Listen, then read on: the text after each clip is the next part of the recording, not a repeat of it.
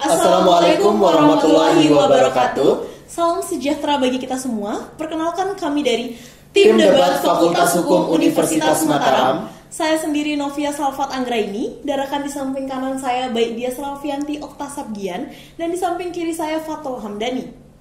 Di sini kami berdiri dalam posisi pro atau setuju dengan mosi rancangan Undang-Undang Omnibus Law. Indonesia merupakan negara hukum. Demikian bunyi pasal 1 ayat 3 Undang-Undang Dasar Negara Republik Indonesia tahun 1945. Sebagai negara nomokrasi dengan konsep civil law, Indonesia tentu saja memiliki aturan-aturan hukum yang berbentuk perundang-undangan. Bentuk peraturan perundang-undangan ini berfungsi untuk mengatur masyarakat ke arah yang lebih baik lagi. Dalam menyusun suatu peraturan perundang-undangan, tentu saja dibutuhkan konsep yang mumpuni agar terciptanya suatu tujuan hukum yang ingin dicapai dalam pembentukan peraturan perundang-undangan. Pembentukan peraturan perundang-undangan adalah proses pembuatan peraturan perundang-undangan yang pada dasarnya dimulai dari tahap perencanaan, persiapan, teknik penyusunan, perumusan, pembahasan, pengesahan, dan pengundangan itu sendiri. Dalam suatu pembentukan peraturan perundang-undangan tentunya tidak terlepas dari suatu konsep, di mana konsep ini nantinya memiliki peranan penting dalam membentuk suatu peraturan perundang-undangan yang baik demi terwujudnya tujuan hukum yang memiliki kepastian, keadilan, dan kebermanfaatan. Dalam hal penyusunan suatu konsep pembentukan peraturan perundang-undangan, terdapat suatu hal yang harus diperhatikan sekali, di mana hal tersebut merupakan bagian dari proses pembentukan peraturan perundang-undangan tersebut, yakni adalah proses harmonisasi. Proses harmonisasi merupakan salah satu proses yang penting dan dilakukan dalam pembentukan peraturan perundang-undangan yang bertujuan untuk mengurangi dan menghindari tumpang tindih peraturan perundang-undangan antara yang satu dan yang lainnya. Untuk mewujudkan suatu harmonisasi pembentukan peraturan perundang-undangan, kini Indonesia mengenal suatu konsep yang diistilahkan dengan Omnibus Law. Pada dasarnya, konsep Omnibus Law merupakan suatu konsep yang banyak digunakan oleh negara Anglo-Saxon atau yang biasa kita sebut dengan common law, seperti Amerika, Inggris, dan Australia. Namun, seiring berkembangnya zaman, banyak negara civil law juga turut serta menganut konsep ini, sebut saja seperti Vietnam dan Filipina tentunya. Omnibus Law merupakan suatu konsep pembentukan produk hukum yang kemudian dapat mengakomodir berbagai tema, materi, subjek, dan peraturan perundang-undangan pada tiap sektor yang kemudian menjadi satu produk hukum payung yang besar dan holistik. Penerapan Omnibus Law merupakan suatu solusi yang dapat dilakukan untuk mewujudkan suatu peraturan yang ramping dan harmonis. Untuk menghindari ketidakpastian hukum, konsep Omnibus Law tentunya memerlukan penekanan yang selanjutnya dapat diatur dalam skema pembentukan undang-undang.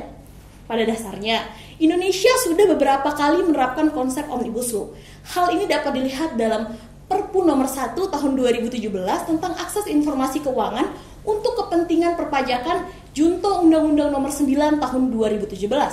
Undang-Undang nomor 23 tahun 2014 tentang pemerintahan daerah dan Omnibus Law pernah ditetapkan pada level TAP MPR Republik Indonesia, yaitu ketetapan MPR RI nomor 1/MPR/2003 tentang peninjauan terhadap materi dan status hukum, ketetapan MPRS dan ketetapan MPR RI tahun 1960 sampai dengan tahun 2002.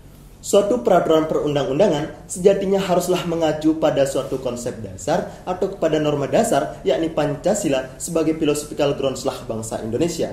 Di dalam Undang-Undang nomor 12 tahun 2011 tentang pembentukan peraturan perundang-undangan, pada pasal 2 disebutkan bahwa Pancasila merupakan sumber hukum dari segala sumber hukum negara. Adapun pada pasal 3 ayat 1 disebutkan bahwa Undang-Undang Dasar Negara Republik Indonesia tahun 1945 merupakan hukum dasar dari pembentukan peraturan perundang-undangan. Oleh karena itu, dalam membangun konsep Omnibus Law di dalam pembentukan peraturan perundang-undangan di Indonesia, perlu untuk undang-undang tersebut tetaplah mengacu kepada Pancasila dan konstitusi. Untuk mempraktikkan kebijakan Omnibus Law tersebut, apakah diperlukan perubahan atas Undang-Undang nomor 12 tahun 2011 tentang pembentukan peraturan perundang-undangan? Idealnya memang demikian. Ketentuan baru mengenai Omnibus Law tersebut dimuat secara eksplisit di dalam Undang-Undang tentang Pembentukan Peraturan Perundang-undangan. Akan tetapi, tanpa perubahan Undang-Undang tentang Pembentukan Peraturan Perundang-undangan terlebih dahulu pun, kebijakan Omnibus Law dapat saja dilakukan, yakni dengan mengabaikan beberapa materi di dalam pedoman tentang Pembentukan Peraturan Perundang-undangan yang menjadi lampiran di dalam Undang-Undang tentang Pembentukan Peraturan Perundang-undangan. Pedoman yang menjadi lampiran di dalam undang-undang tersebut hanya bersifat memandu dan tidak perlu dipahami bersifat kaku, karena pedoman tersebut dibuat hanya berdasarkan praktik yang sudah dilakukan selama ini, sehingga format dan perancangannya pun dilakukan berdasarkan kebiasaan yang sudah ada, sehingga timbullah suatu konsep yang kita kenal dengan New Constitutional Convention and Constitutional Habit. Di dalam teori hukum yang benar, hukum yang dijadikan objek kajian adalah hukum yang memiliki efektivitas keberlakuan. Efektivitas keberlakuan tersebut ditandai dengan adanya satu karakteristik tunggal, yakni self-explanatory. Self-explanatory merupakan kemampuan dari suatu norma untuk menjelaskan kepada publik bahwa ia benar dalam dirinya sendiri. Adapun self-explanatory ditandai dengan adanya kekoherensian, yakni suatu metode atau instrumen yang digunakan untuk mengukur kebenaran dari suatu entiti atau dari suatu norma. Oleh karena itu, dalam hal ini ada 3 elemen yang perlu diperhatikan, yakni konsistensi, comprehensiveness, dan keterikatan antara komponen yang satu dengan komponen yang lain untuk memastikan adanya keterkaitan antara norma yang satu dengan norma yang lain. Oleh karena itu, apabila ketiga elemen ini dikonstruksikan secara koheren, maka akan menimbulkan suatu gagasan yang bersifat konstruktif. Oleh karena itu, konsep Omnibus Law di dalam pembentukan peraturan perundang-undangan tidak hanya kemudian dapat menyelesaikan masalah terkait tumpang tindihnya suatu peraturan perundang-undangan, namun juga mampu memberikan kebermanfaatan dan keadilan kepada masyarakat Indonesia. Sebagai dampak dari sekitar 42.000 aturan yang ditengarai tumpang tindih, pemerintah bahkan mencabut lebih dari 1.000 aturan yang tumpang tindih dengan peraturan yang di atasnya. Maka dari itu, hadirnya konsep Omnibus Law sebagai upaya untuk meminimalisir permasalahan yang terjadi akibat penataan regulasi yang masih buruk, seperti inkonsistensi dan disharmonisasi antara peraturan yang satu dengan peraturan yang lainnya. Pada tahun 2018, Pusat Analisis dan Evaluasi Hukum BPHN Kemenkumham telah pula melaporkan hasil analisisnya terhadap 271 peraturan perundang-undangan yang dalam rangka kemudahan berusaha atau easy of doing business di Indonesia. Motif memperlakukan hukum sebagai suatu upaya sarana untuk mendukung kegiatan pembangunan ekonomi nasional tentu saja bukan merupakan suatu hal yang salah, tetapi hendaknya hal itu tidak dijadikan tujuan utama dari tujuan lain yang lebih mulia, yaitu untuk menata dan mereformasi sistem hukum Indonesia sebagai keseluruhan sesuai dengan tuntutan perkembangan kebutuhan zaman.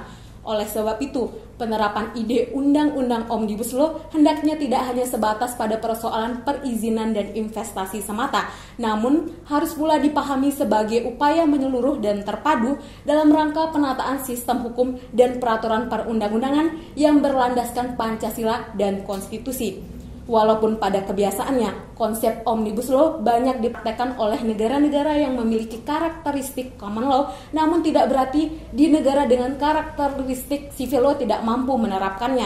Seperti halnya Vietnam dan Filipina yang lebih dulu menerapkannya dan mampu serta berhasil. Banyaknya peraturan yang tumpang tindih serta disharmonisasi mengharuskan adanya suatu konsep yang mampu meminimalisir permasalahan tersebut. Hadirnya konsep Omnibus Law merupakan salah satu solusi yang tentu bisa dipraktikkan dalam pembentukan peraturan perundang-undangan di Indonesia. Tentunya dalam pembentukan peraturan perundang-undangan di Indonesia harus didasarkan pada Pancasila dan Konstitusi sebagai stat fundamental norm. Hadirnya konsep Omnibus Law nantinya jangan sampai melenceng pada dua aspek tersebut. Di dalam Undang-Undang Nomor 12 Tahun 2011 tentang pembentukan peraturan perundang-undangan belum mengatur secara rinci tentang mekanisme Omnibus Law. Maka dari itu, untuk memberikan kepastian hukum dalam penerapannya, maka dari itu dibutuhkan legitimasi konsep Omnibus Law dalam undang-undang agar kemudian hari tidak menimbulkan permasalahan. Banyaknya tantangan yang akan dihadapi jika benar-benar penerapannya dilakukan tidak serta-merta membuat negara gentar untuk melakukan praktek solusi yang lebih baik untuk negara dan masyarakat luas ke depannya. Sekian presentasi dari kami, terima kasih dan Salam konstitusi.